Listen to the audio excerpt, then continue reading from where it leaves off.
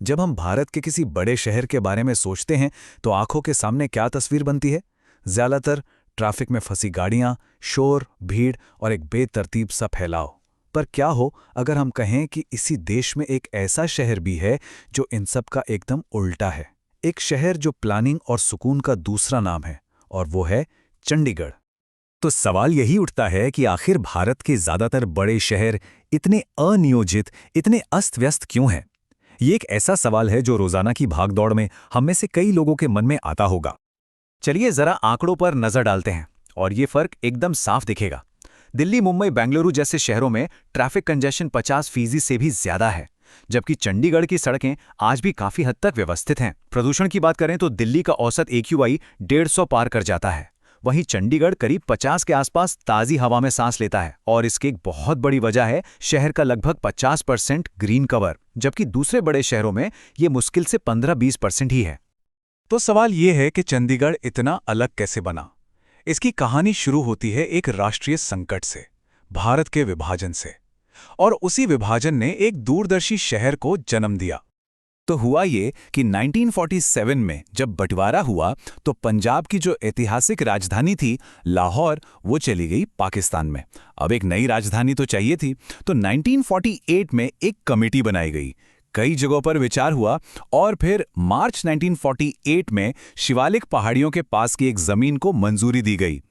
1951 में Swiss French architect ले कॉर्बुजियर को इस बड़े प्रोजेक्ट को लीड करने के लिए बुलाया गया और अप्रैल 1952 में खुद प्रधानमंत्री नेहरू ने आकर इस प्रोजेक्ट को अपना आशीर्वाद दिया। प्रधानमंत्री नेहरू का इस शहर के लिए एक बहुत बड़ा सपना था। उन्होंने कहा था, इसे एक नया शहर बनने दो जो भारत की आज़ादी का प्रतीक हो, जो अतीत की परंपराओं की बेड़ियों से बिल्कुल आज़ाद हो। और यही सोच चंडीगढ़ की आत्मा बन गई। लेकिन सबसे कमाल की बात पता है क्या है? चंडीगढ़ को सिर्फ ईंट और पत्थर का शहर नहीं, बल्कि एक जीते जागते, सांस लेते हुए शरीर के रूप में डिजाइन किया गया था। चलिए इसके डिजाइन की इस अनोखी सोच को थोड़ा और समझते हैं। जी हाँ, ले कॉर्ब्यूसियर का जो मास्टर प्लान था वो इसी एक सिद्धांत पर टिका था कि शहर एक इंसान के शरीर की तरह होना चाहिए। एक ऐसा शरीर जो सोचता है, महसूस करता है और समय के साथ बढ़ता भी है। तो सोचिए, इस शरीर का दिमाग बनाया गया कैपिटल कॉम्प्लेक्स को, जहां से शासन चलता है। इसका दिल बना सेक्टर 17, जो शहर का कमर्शियल और सोशल सेंटर है। शहर के फेफड़े बने यहां के विशाल पार्क और ग्रीन बेल्ट्स, जो इसे ताज़ी हवा देते हैं। इसके हाथ पैर हुए इंडस्ट्रियल और एजुकेशनल जोन, जो शहर की अर्थव्यवस्था को आगे बढ़ाते हैं। और इस पूरे शरीर में जान दौड़ाने वाली धमनियां, वो था यहां का अनोखा रोड सिस्टम। और ये जो रोड सिस्टम था ना, वो सच में अपने समय से बहुत आगे की चीज थी। इसे शहर को हमेशा गतिशील रखने के लिए डिजाइन किया गया था, ठीक वैसे ही जैसे शरीर में खून की धमनियां होती हैं जो कभी रुकती नहीं। इसे कहते हैं 7V रोड हायरार्की। अब ये है क्या?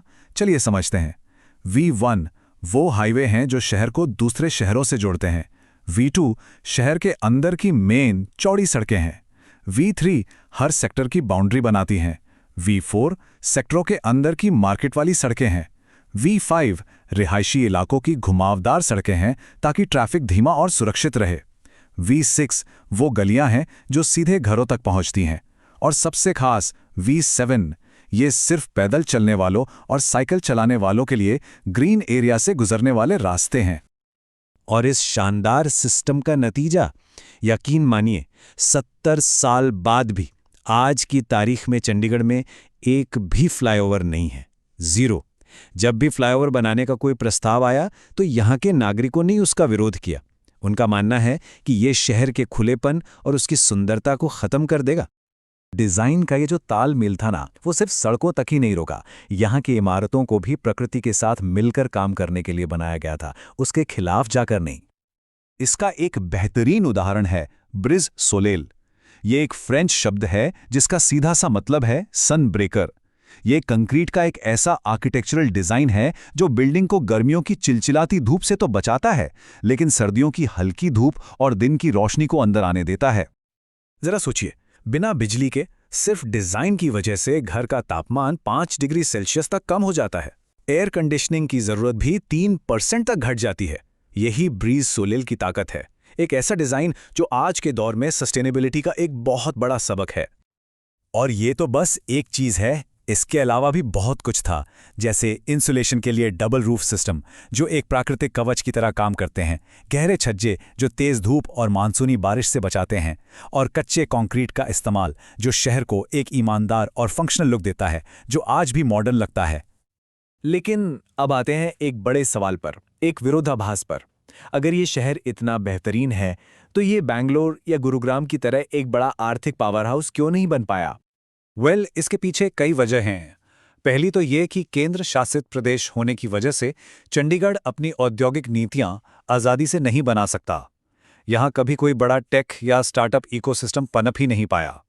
रियल एस्टेट के सख्त नियम कमर्शियल विस्तार को रोकते हैं, और आसपास के शहर जैसे मोहाली और पंचकुला ने ज्यादातर औद्योगिक विकास को अपनी तरफ खींच लिया। लेकिन सबसे दिलचस्प बात तो ये है कि ऐसा लगता है यहाँ के लोगों को इससे कोई खास शिकायत है ही नहीं। शायद वो इसे ऐसे ही पसंद करते हैं। और यहीं पे हमें दो अलग अलग शहरी कल्चर की कहानी दिखती है।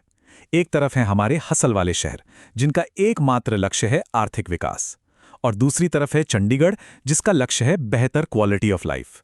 यहाँ की प्राथमिकता ऊंची इमारतें और स्टार्टअप्स नहीं, बल्कि साफ हवा, सुरक्षित सड़कें और हरे भरे पार्क हैं। तो आखिर में चंडीगढ़ का ये पूरा सफर हमें यानी आधुनिक भारत को क्या सिखाता है? देखिए, इसकी सफलता का राज सिर्फ एक बेहतरीन शुरुआती डिजाइन में नहीं है। असल राज है दशकों तक चला अनुशासित प्रबंधन और नागरिकों का सहयोग। यहाँ के लोग सिस्टम का सम्मान करते हैं और उसे बनाए रखने में अपनी जिम्मेदारी भी समझते हैं। और सबसे बड़ा सबक जो हमें मिलता है वो ये है कि भारत में एक उच्च गुणवत्ता वाला शहरी जीवन सिर्फ एक सपना नहीं है, ये एक चुनाव है। एक ऐसा चुनाव जो चंडीगढ़ ने दशकों पहले किया था और आज भी उस पर मजबूती से कायम है। तो ये पूरी कहानी हमें एक बहुत अहम सवाल पे लाकर छोड़ देती है। अपने शहरों में जीवन की बेहतर गुणवत्ता पाने के लिए हम किन चीज़ों का त्याग करने को तैयार हैं, इस पर विचार करना बहुत ज़रूरी है।